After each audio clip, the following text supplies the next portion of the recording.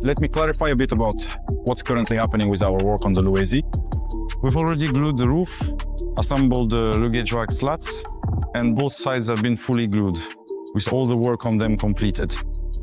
Let me remind you, there used to be self-tapping screws here. Together with Ira, we sanded or worked around them and glued everything in place. The self-tapping screws have been replaced with pop rivets. The rivets were covered with resin. And now we're sanding down this resin in preparation for puttying. All the seams, the outer ones, and the ribs were also done. Everything was also coated with resin, and it's ready for sanding. Right now we're sanding all of this. The next step for us is priming and puttying. Then comes the final finishing coat. Also, the front fenders have been glued on, and right now Sasha is working on fitting the panels. Soon we'll be gluing in the front doors. With that, our work on the exterior body will be done. Once all the elements are mounted, it will be finished. Only the hood and the front grille will remain. Also, work on the floor of the body is wrapping up on the inside of the car. There will also only be a couple of small elements left to glue in on the wheel arches. Next, according to the plan, we sand everything. We sand and sand, and then we'll sand a little more after that. That's it. Also, we're going to slightly change our plans and the sequence of work on the car, because there's going to be a pretty big event in the capital and we've been invited and we really would like to take part in it. For us, it will be a cool experience because people will get to see the car in person and we'll hear feedback from people who see the car up close. Because when you watch it on screens, its design is quite ambiguous. But when people come to our workshop, they really share their opinions, or no one stays indifferent. And we'd be interested to hear feedback about the appearance of this car. Even though, for example, I like it, not everyone does. So that's a big plus for us. That's why we're now actively preparing it for the trip to this event. And at the event, it will go as a prototype. It will be a prototype. It's basically a completely unique car. It has an engine and gearbox, fully drivable, but the exterior will be put together quickly. So we won't have time to finish some small details. Our windows won't arrive in time, and we won't manage to finish some minor exterior parts. But it will be a concept that conveys the overall design and image. So we'll be painted, light up, and drive. For example, we might not finish the interior, but in return, we'll get great feedback on its look and attend one of the largest events in Belarus. Let me remind you that we approached this project a bit differently. That is, we first built and filmed most of the project and only then started releasing the episodes. Judging by the comments, the viewers didn't really like that. Initially, the logic was as follows. Projects like this always take a very long time to complete anyway. In the case of Volgatti, the build dragged on for 3 years. It was precisely to avoid turning it into a soap opera that we decided to try this approach. To complete most of the project first, and only then start telling you about it. So we started the project 2 years ago, but published the first episode only 6 months ago. And the main complaint was that you couldn't take part in the construction, that we made all the decisions for you regarding the project. Of course we heard you, since we carefully read all the comments, and we've come to the following conclusion. The final work on the exterior, we've postponed it a bit and will decide on the final design together with you through a vote that will launch soon. As of today, all the main work on the car is finished. All that's left is to finalize the interior and choose the color and additional equipment, which I suggest we do together.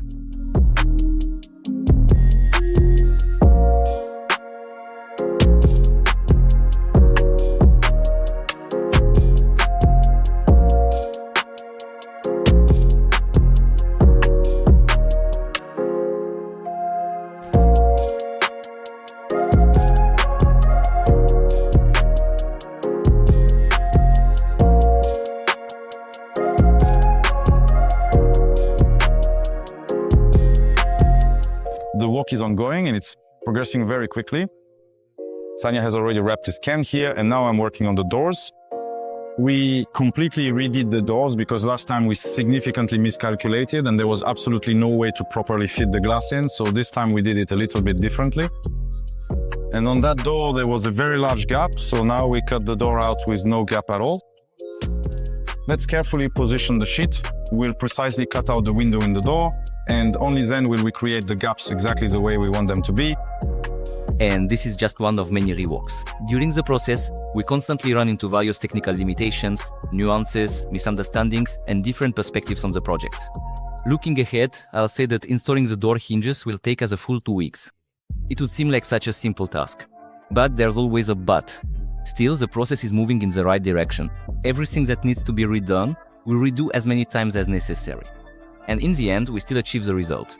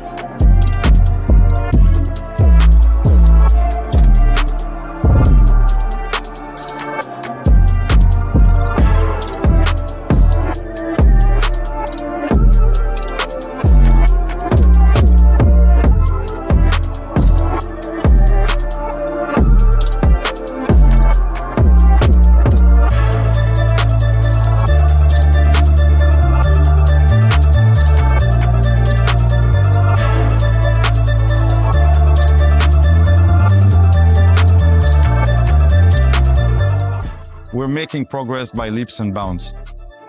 Everything is ready here with the plastic. This door panel is prepped for gluing. It just needs a little finishing on the edge. The front fenders are glued in place. All the screws are hidden. Everything is done. The hood is prepped for gluing. Everything here has already been degreased. And the hood is set and ready. It's the same with this fender. The cowl panel strip has been glued in. It's glued in. This door is still drying for now. We glued a couple of spots and it's drying. And as for the fiberglass work, we have very little left to do. Just the front end, the trunk, and 2 doors. And after that, the painting work will begin. And as everyone knows, painting work can go on forever. Especially when it comes to a custom build and every millimeter of the body needs attention.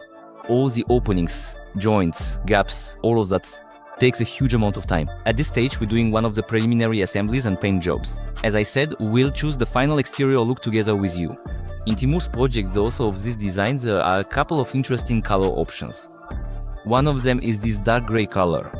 That's the one we decided to paint the car in for testing. As a result, we'll see this color scheme in person, show it to you, and it will be easier for us to decide going forward.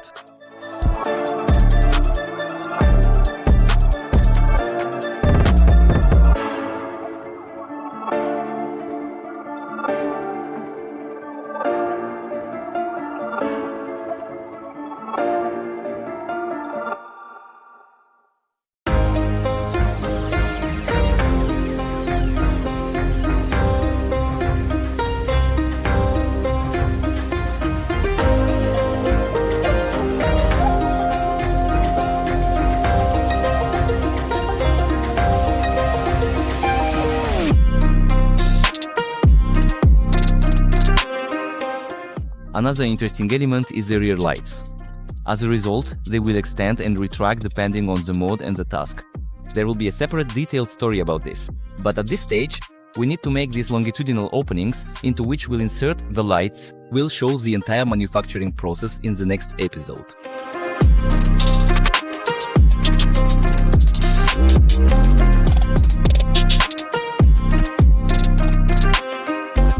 Do you remember the door trim? We had to redo it, and to get ahead of myself, I'll say that this happened more than once. But finally, the final version is ready, and we're gluing the panel onto the metal frame. The process here is exactly the same as with all the previous panels. Primers, sealant, 2 pairs of steady hands, and the door is in place.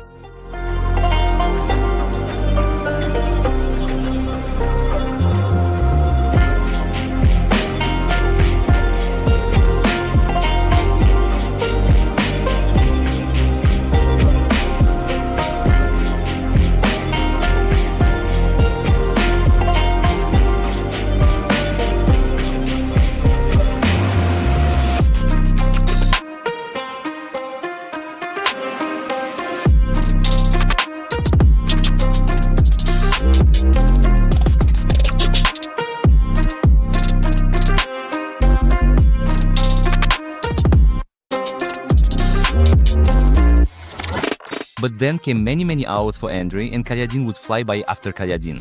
Kilograms of putty were turning into dust.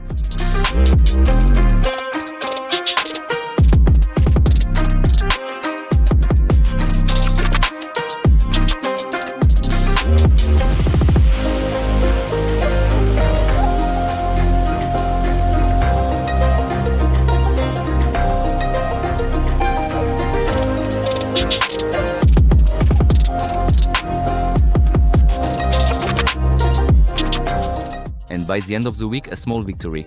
At last, we are masking off the car for priming and painting.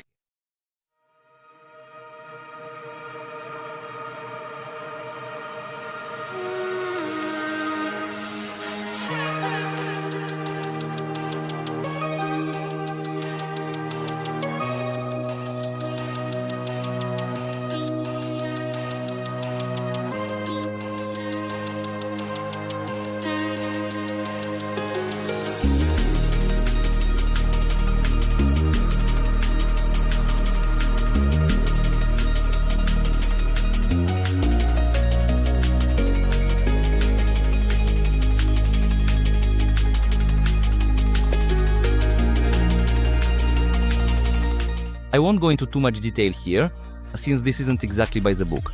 And our paint job is very basic, just to give the body some color. In the end, we didn't sand the primer and applied the paint directly onto the still wet primer, just right there, wet on wet. And to jump ahead a bit, I'll say that this is more than enough for this kind of paint job.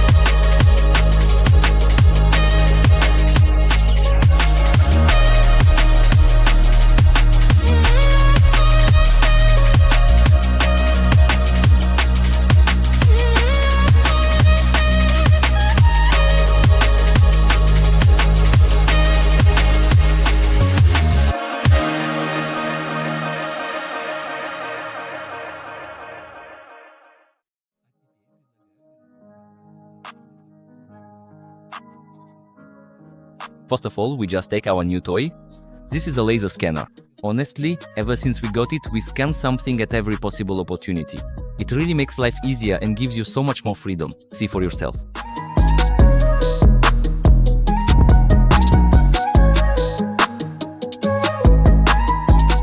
In just 20 minutes, we scanned the entire floor and now have an exact file with all the dimensions, crossbars and stiffeners. Basing ourselves on this file, we literally put together a second file in half an hour, which is used for cutting the material. We loaded it onto a flash drive and inserted it into the CNC machine, set up the machine and press the button. And the perfectly fitted floor is ready. All that's left is to install it in its rightful place.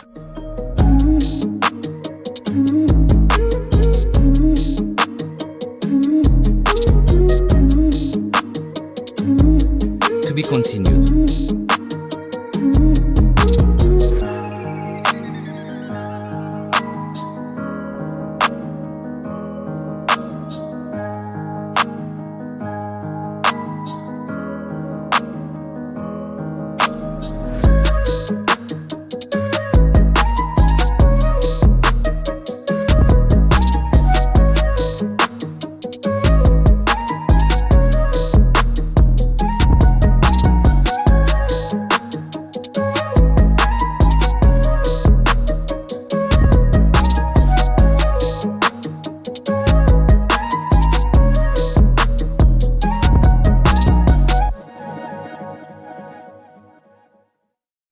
In parallel with the work on the exterior shell of the body, we're also working on the interior. We laid fiberglass laminate on the floor, 6 mm thick. We chose this material for the sleeping area because it's very strong, very thick, and comes in sheets. We actually decided to try working with this material for the first time. We've never used it before, so we wanted to test it out and install it here. We'll secure it with self-tapping screws and sealant, gluing it down with sealant. Everything, including all the seams, will be sealed with sealant everywhere, and it will be attached to the sidewalls through the sealant. It will also be joined to the metal structure above the box using sealant. So the floor here will be completely sealed. We'll also tidy up this hole somehow in the future. I think we'll make some kind of cover for it here. So that's the plan. The guys scan the body and use a CNC machine to cut out the general shapes for us. On site, we just need to do a little bit of fitting and then install it. Now we still need to drill a bit more. We'll mark out some holes and remove it. We'll degrease the entire frame, wipe it down, degrease this as well, and then we'll install it, gluing it to the floor and to our side members.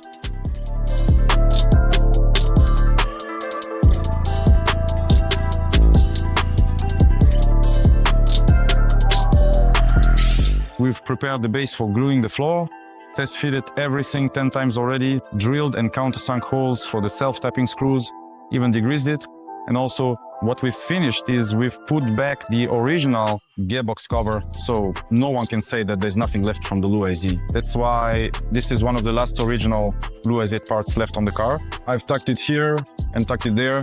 A sheet will go on top here, and everything will be sealed with sealant. Everything will be cool, neat, and airtight. So now, probably one more time, we'll blow it off and degrease it. The sheet is ready to have scuffed it on the backside and degreased it. And now I'm gonna apply the sealant and we'll put the sheet on, glue it in place, and fasten it with self-tapping screws.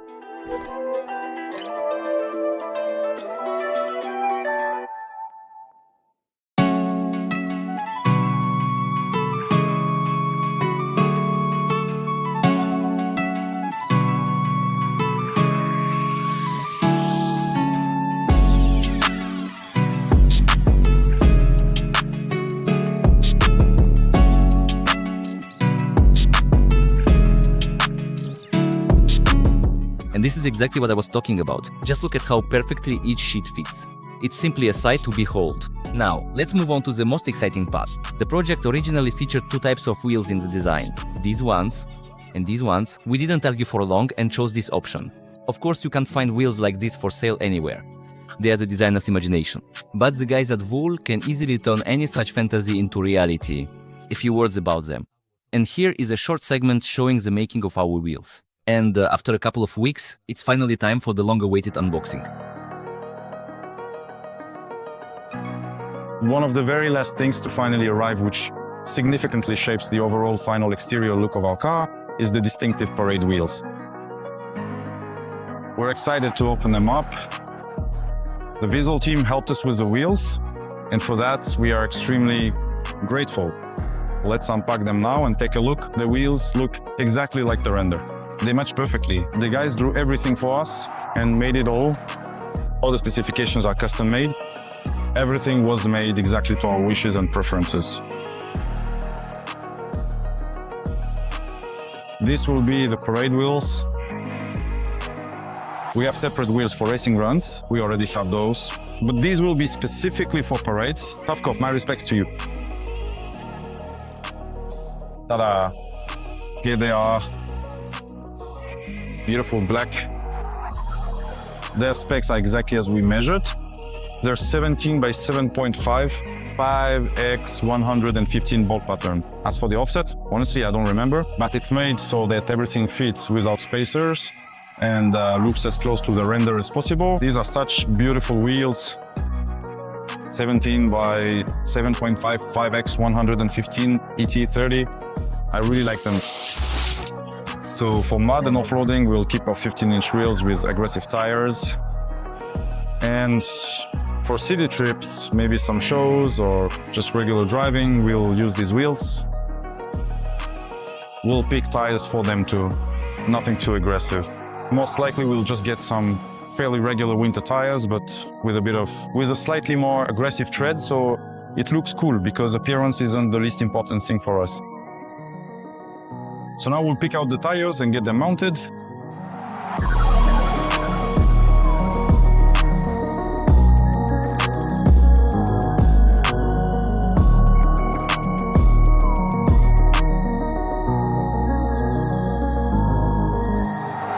All right, I just went and picked up the tires for the 17-inch wheels. Here's what they look like.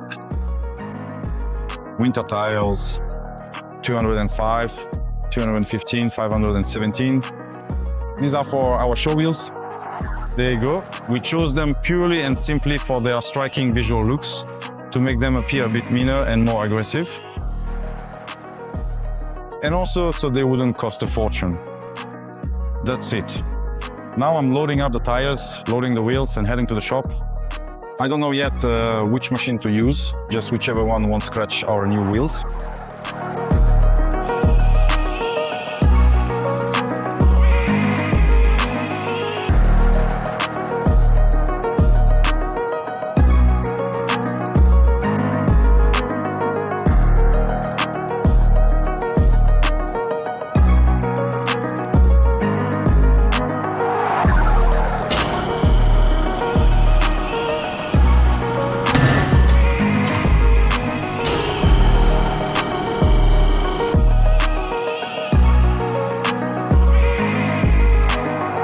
And here's the finishing touches, brand new wheels, and we're now ready to be off to the event.